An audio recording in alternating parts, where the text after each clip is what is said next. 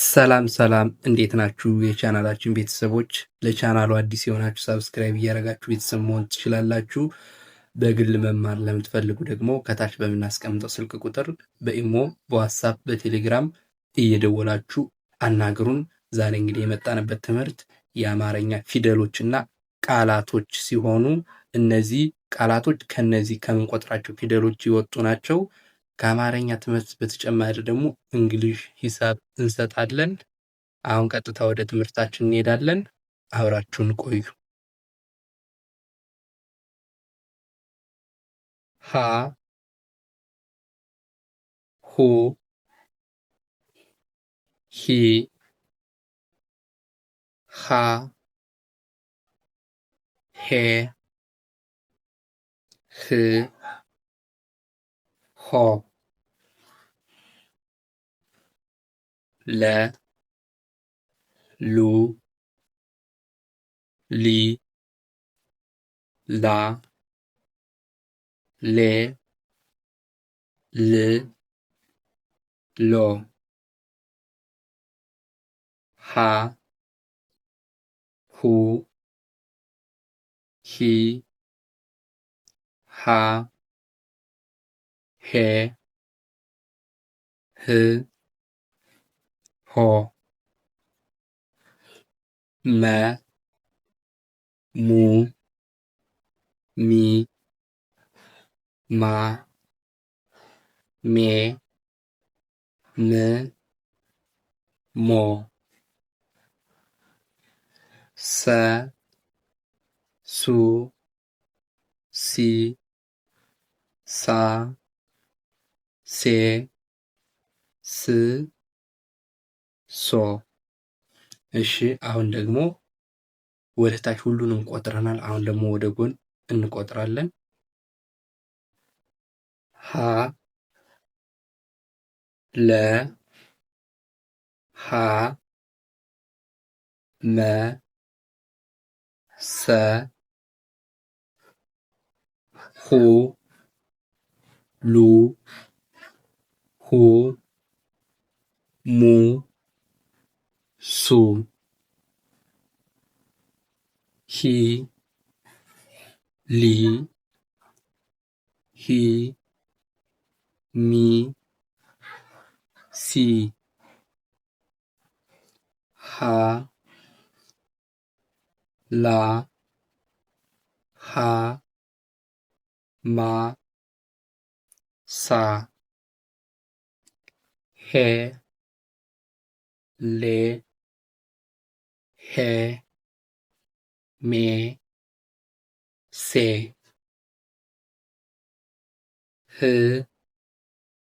ል ህ ም ስ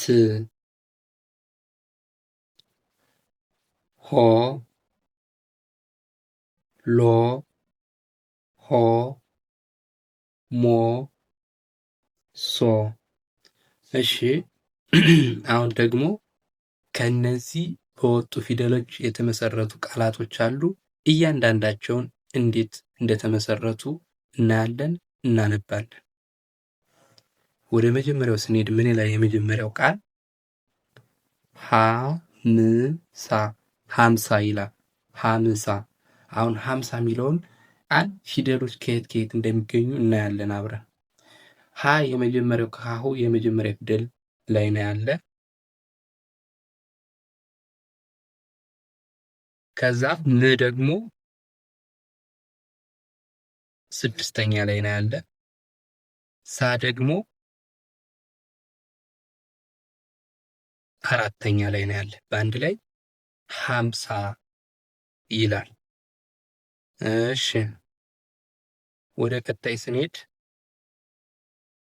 ሐምሌ ሐምሌ የሚለውን ደግሞ ስናይ ቅድም በሀሌታ ውሃ ነው የመሰረትን። አሁን ደግሞ በሐመር ውሃ ነው የምናይ።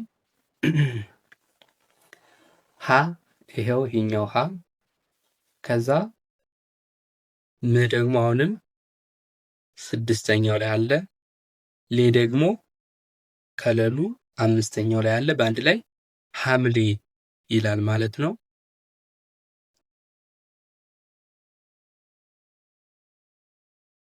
ቀጣይ ሁሉም የሚለውን ደግሞ ስናይ ከሀሁ ሁለተኛው ሁን ወሰድነ፣ ከለሉ አሁንም ሁለተኛ ሉን ወሰድነ፣ ከመሙ ስድስተኛ ምን ወሰድነ። አሁን እንደምታዩት ምን በደንብ ነው የተጠቀምንባት ከዚህ ቃላት ውስጥ ማለት ነው። ከነዚህ ከሁሎች ቃላት ውስጥ ም በደንብ አገለገለችና ከመሙ ስድስተኛ ላይ ያለችው ማለት ነው። እሺ ቀጣይ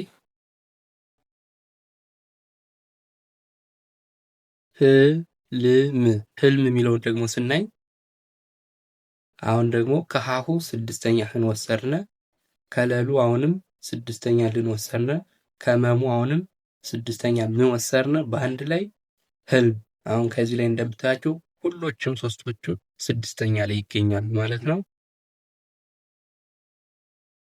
ቀጣይ